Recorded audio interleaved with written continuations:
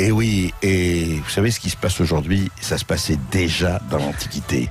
Un livre tout à fait remarquable et très drôle nous le raconte, on en parle. Sud Radio, Berkoff dans tous ses états. Le face-à-face. On en parle avec l'invité d'André Berkoff, Christophe Onodibio, journaliste, directeur adjoint de la rédaction de l'hebdomadaire Le Point et auteur de ce livre, La Minute Antique, publié aux éditions de l'Observatoire. Alors Christophe Onodibio, je ne peux pas résister, je vous assure que je l'ai lu. Je ne suis pas comme Henri Janson qui disait « Je critique toujours les livres avant de les lire, de peur d'être influencé ». Très bien, belle citation. Elle aurait mérité d'être dans La Minute Antique. Et non, c'est amusant parce que vous dites, vous êtes Catilina, fascinant agitateur de la Rome antique, n'aurait-il pas quelques points communs avec Jean-Luc Mélenchon? Comment Romulus et Rémus traitaient-ils les migrants? C'est-à-dire que vous avez fait un livre, et c'est ça, je vois La Minute Antique, et c'est le sous-titre « Quand les Grecs et les Romains nous racontent notre époque ». Et en fait, ce qui est intéressant, c'est que vous faites le miroir qui réfléchit de Cocteau, c'est-à-dire vous prenez effectivement la Rome, les Grecs et la Rome, et vous montrez que c'est complètement actuel. Et c'est passionnant, mais par exemple, justement, je veux dire, la guerre de Troie dans le rap français. Oui. Alors, expliquez. Booba et Caris, ouais, c'était ça, bah oui. C'était ça. Non, mais si vous voulez, on pense l'idée toujours. De base, c'était quoi, oui. L'idée de base, déjà, j'adore toutes ces histoires gréco-latines, l'histoire latine et grecque, la mythologie, et qu'en fait, il se trouve que ces récits-là nous expliquent aussi notre époque. Parce que ces gens qui avaient le temps de réfléchir, le temps de parler, le temps de banqueter, faire des banquets, finalement réfléchissaient aux mêmes choses que nous. Le sens de l'État, la famille, les migrants, effectivement, déjà, qu'est-ce qu'on fait de ces populations étrangères, etc., qui arrivent, en fait, parce qu'elles arrivaient, c'est pas comparable, c'est pas les mêmes volumes. La démocratie, évidemment, la démocratie, c'est pas comparable non plus, il y avait des esclaves, il y en a plus aujourd'hui, le statut homme-femme n'était pas le même, mais en tout cas, sur les gardes du corps, l'affaire Benalla, vue d'avant Jésus-Christ. C'est ça qui m'amuse, c'est qu'en fait, je lis l'actualité, je travaille dans un journal, et je ne peux pas m'empêcher, comme j'ai plutôt une culture classique, grâce à mes profs de latin-grec du côté du Havre, tant mieux. Voilà, qui m'ont ouvert l'horizon. J'avais déjà l'horizon avec les bateaux qui traversaient l'Atlantique, les chantiers navals, mais j'avais une prof de grec qui m'a ouvert la Méditerranée, toutes ces histoires formidables. Et du coup, j'ai pas oublié ça, et donc je fais un aller-retour permanent entre notre époque et les autres. Et c'est vrai, les gilets jaunes, qu'est-ce que c'était à l'époque? Est-ce qu'il y a eu l'équivalent? Alors, est-ce qu'il y a eu, les véganes? Par exemple, je me suis dit à un moment, je relisais l'Iliade. Ouais. Dans l'Iliade, c'est amusant, vous savez que tous les héros ont des surnoms. Achille aux pieds agiles, Ulysse aux 1000 ruses. Eh bien, en fait, Ulysse, on l'appelle aussi le saccageur de ville. Le saccageur de ville, c'est une épithète homérique. Je me dis, si un gilet jaune lisait aujourd'hui que c'était vu, évidemment, je ne dis pas qu'il faille détruire, mais ce côté, je me dis, tiens, si un gilet jaune tombait là-dessus aujourd'hui, relisez l'Iliade et verrait que Ulysse, que Achille sont saccageurs de ville. Par exemple, le fait que Emmanuel Macron, il lui a été reproché d'être trop dans son Olympe, au fond, si on peut le voir comme ça. Jupiter, il y a un texte magnifique de Pline le Jeune, donc c'est des textes qui ont 2000 ans, qui disent qui s'appelle le panégyrique de Trajan, c'est-à-dire l'éloge de Trajan, et qui fait l'éloge d'un empereur qui sait rester près du peuple, qui lui dit d'ailleurs, tu peux être en même temps, ça c'est drôle, être obéi, être ferme dans tes décisions, mais en même temps, toi, quand tu es avec tes administrés, tu es resté le même. Tu es capable de nous mettre la main sur la joue à tes vieux grognards, etc. Tu n'oublies pas. Cet éloge du en même temps là, aujourd'hui, alors je m'amuse avec ça, je me dis au fond, quand on a dit tiens, ça y est, Emmanuel Macron se déjupitarise, puisqu'on le compare à Jupiter, et revient finalement à portée d'engueulade. Vous vous souvenez de ça? Ces conseillers qui disent il faut que tu sois à portée d'engueulade. Je me dis, il a lu forcément le panégyrique de Trajan. Il y a plein de choses comme ça. Sur l'histoire du salaire, par exemple, on dit toujours que les footballeurs gagnent trop d'argent, etc. Mais quand on voit à l'époque les textes, combien étaient payés les champions aux Jeux Olympiques, etc. Alors il y a tout. Il y a des gens qui disent mais ces gens sont des abrutis, ils gagnent trop d'argent. Aussi, les gladiateurs, mais même Milon de Crotone, qui était vraiment un champion. Alors il gagnait absolument tout dans l'Antiquité.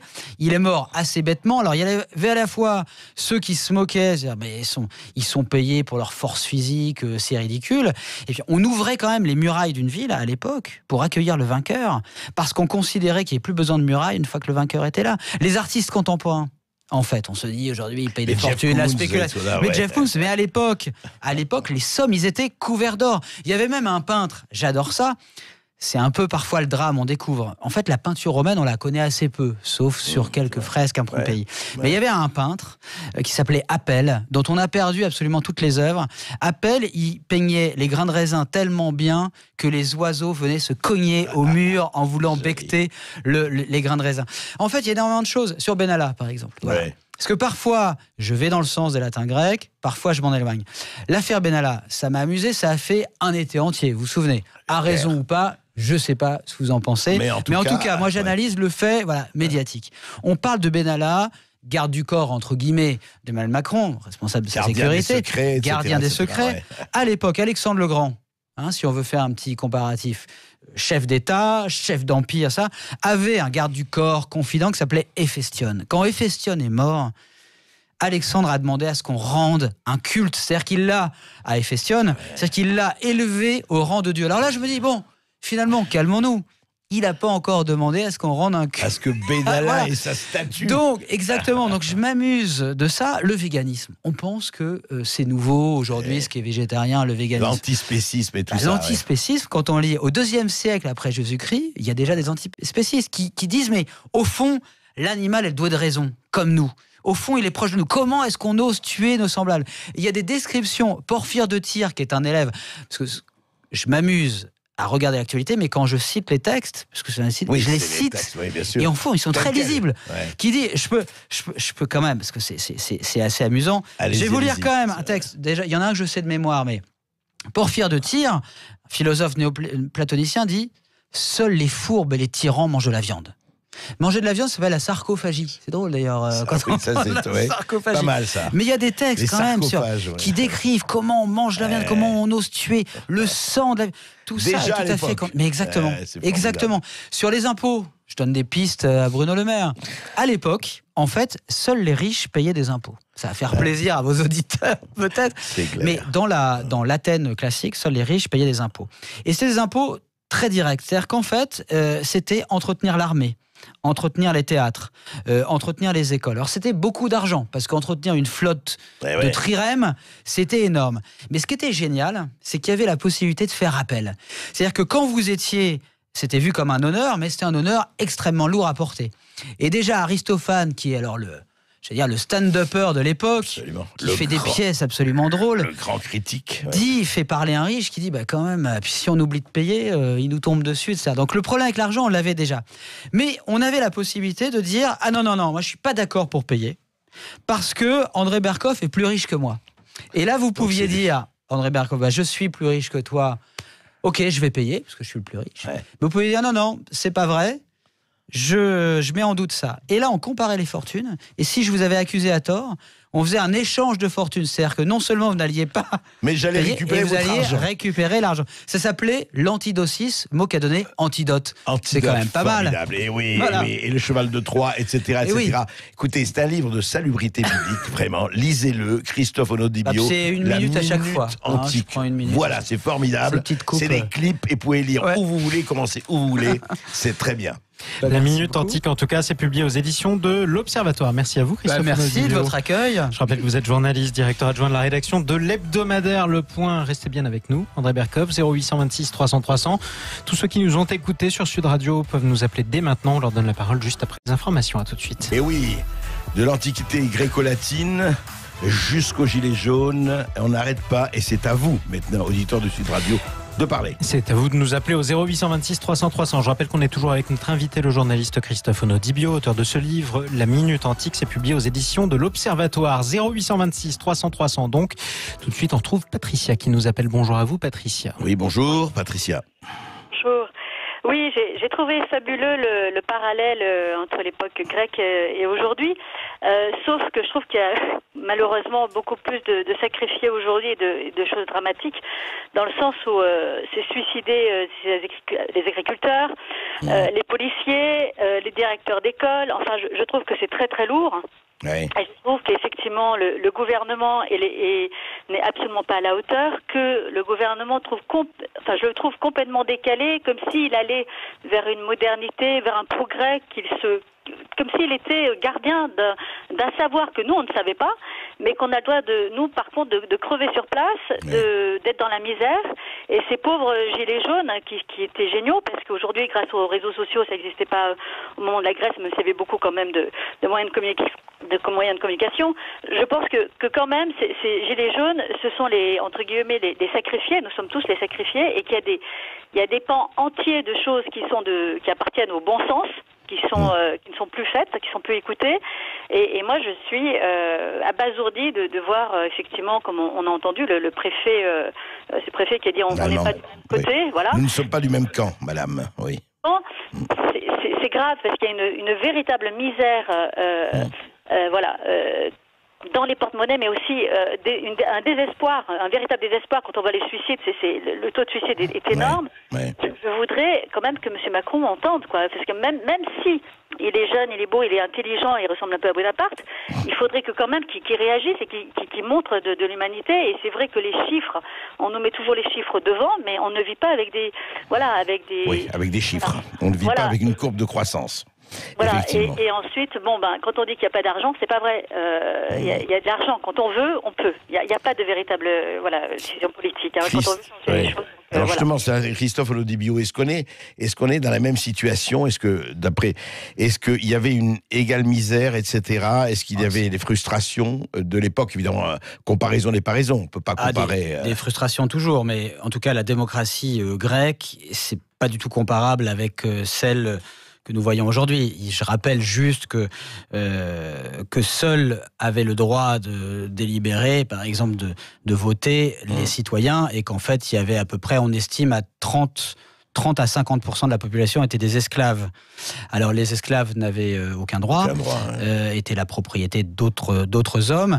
Les esclaves, c'est assez marrant quand on critique les énarques aujourd'hui, parce que pour les Grecs, l'esclave, c'était à la fois celui qui était dans les mines, les mineurs, mais par exemple il y avait des esclaves publics, par exemple les gens qui étaient chargés de percevoir l'impôt, en fait d'administrer l'État. C'était des esclaves dits esclaves publics. C'est-à-dire les fonctionnaires de l'époque. C'est-à-dire qu'on faisait la distinction entre ceux qui réfléchissent à l'État, qui font les lois, qui étaient les citoyens, et ceux qui administrent l'État. C'est-à-dire qu'aujourd'hui, un énarque aurait été plutôt un esclave. Un esclave public. Vous voyez, sauf qu'aujourd'hui, il est peut-être mieux traité. Exactement. D'accord. Peut-être, en tout cas. Merci à vous, Patricia, de nous avoir appelé au 0826 300 300. On en retrouve David qui nous appelle pour parler de la manifestation. Oui, bonjour David. Bonjour. Voilà, je voulais vous parler de la manifestation de ce week-end puisque je m'y trouvais, place d'Italie. Oui. Donc en fait, comme la personne précédente a parlé du préfet, Monsieur Lallemand, je voulais en parler aussi. Comme il a dit qu'on n'était pas du même camp, j'ai l'impression que dans sa tête, il est en guerre. Parce que quand on parle de ne pas être du même camp, on parle de deux camps différents. Donc j'ai vraiment l'impression que lui se trouve dans une guerre. On a l'impression qu'il pense ça. C'est quand même incroyable de sa part, puisque normalement il devrait défendre le peuple, il devrait travailler pour nous, pas pour le peuple et pas pour des oligarques ou d'une politique quelconque. Je vois aujourd'hui qu'ils sont en train de violer l'article 431-1 du Code pénal. Ça, c'est quand même incroyable. Ils ont déjà violé 26 articles de la Constitution, de voir tout ce qu'ils font. Je voulais vous parler aussi que dans la manifestation, ça c'est les coulisses, on n'en parle pas parce que ça n'est pas dit jusqu'à présent. Ils sont en train d'interpeller tous les liveurs. Donc les liveurs, c'est ceux qui font des lives en direct. Ceux qui filment, ceux qui prennent. C'est justement pour montrer. Ils sont là pour montrer ce qui se passe, pour montrer la réalité du terrain. Et en fait, il y a des RG, des personnes qui travaillent aux renseignements généraux. Qui suivent ces liveurs et qui les interpellent d'un seul coup, en fait. Ils suivent constamment ces liveurs. Notamment, il y a des liveurs qui se trouvaient dans un café et des RG qui étaient juste en face. Ils sont très facilement reconnaissables. Ils sont en civil, ils n'ont pas de brassard, rien du tout. Et ils les suivent dans la rue. Et à un moment, ils les interpellent, ils les emmènent en garde à vue pour rien. Et tous ces gens, ils prennent une garde à vue inutile et ils sont relâchés. On les relâche. Il y en a d'autres, on les envoie aux tribunaux pour rébellion, alors que c'est complètement faux. Donc ça aussi, il faut le savoir. C'est des choses qui sont complètement illégales. On a eu aussi des personnes qui ont été blessées sur la manifestation. J'ai beaucoup d'amis qui ont été blessés, dont une amie dans le sud qui se trouve encore à l'hôpital qui n'a rien fait du tout. Elle était complètement pacifique. Ils se font matraquer pour rien du tout. Il y a des forces de l'ordre aussi, ça aussi faut le dire, qui étaient en train de s'amuser, qui rigolaient, qui ont des comportements inadmissibles. Ouais. Et j'ai aussi un ami qui a reçu un pavé, pas par des casseurs. Donc je me demande si le pavé se trouve dans l'équipement des forces de l'ordre. Ben non, on a vu des images comme ça, mais évidemment le pavé n'a pas à être utilisé par les forces de l'ordre, évidemment. Non, mais vous posez un problème qui est là, qui existe et qui est effectivement consubstantiel actuellement aux manifestations. Il y a une violence de part et d'autre. Quand je dis de part et d'autre, il y a évidemment la violence dont on a parlé, des casseurs, des pillards, Black Bloc ou pas, et puis il y a une violence policière qui est évidemment là et qui pose problème. Vous avez un commentaire, Christophe Onodibio, là-dessus ? Non, mais je vais pas commenter ce qui a été dit. Non, mais je pensais juste, puisque à l'époque, en fait, au 5e siècle, par exemple, le maintien de l'ordre, c'est vrai qu'au moment des violences policières, etc., là, j'avais été tenté de regarder comment ça se passait à l'époque. Oui, donc en fait, les forces de l'ordre, c'était des archers scythes, donc des barbares, hein, qui n'étaient pas justement, qui venaient des régions justement vers la mer Noire, et qui étaient armés, qui étaient vraiment armés, arcs, flèches, fouets, coutelas. C'était extrêmement violent. Et dans la Rome antique, c'est vrai que souvent on parle de démocratie grecque ou de démocratie romaine. Aussi les licteurs, vous savez, les faisceaux de licteurs aujourd'hui qu'on voit, c'est cette double hache qui était portée, avaient absolument tous les droits de violence. C'est absolument terrible, c'est-à-dire de dépouiller un citoyen. On pouvait le tuer, on pouvait faire ce qu'on voulait. On pouvait dépouiller un citoyen, etc., de ses vêtements en pleine rue. Il y a des textes qui ont raconté ça. Donc, je m'étais dit un moment, parce que je me dis, on parle de violence policière, mais qu'est-ce que c'est ? Il faut aussi parfois parler aussi de ce que c'est que d'essayer de maintenir l'ordre quand ça chauffe. Et je me dis, est-ce qu'on peut quand même rejeter comme toujours la faute comme ça sur les policiers ? Et effectivement, aucune situation n'est transposable. Je suis pas en train de dire que c'est aujourd'hui, mais parfois, voilà, on a quand même, heureusement, progressé c'est clair. Non, et d'ailleurs, votre antenne permet aux gens de s'exprimer, ce qui n'était pas possible. Il n'y avait pas d'expression à l'époque. Ouais. La démocratie était quand même limitée, il faut le dire. Et on n'a pas parlé de la position des femmes, hein, parce que pour le coup, le statut être femme dans l'Athènes 5e siècle, c'était pas génial. Direction le gynécée, en tout cas. Merci à vous, David, de nous avoir appelé au 0826 300 300. On retrouve Jean-Louis qui veut nous parler de la manifestation également. Bonjour Jean-Louis. Oui, bonjour. Voilà.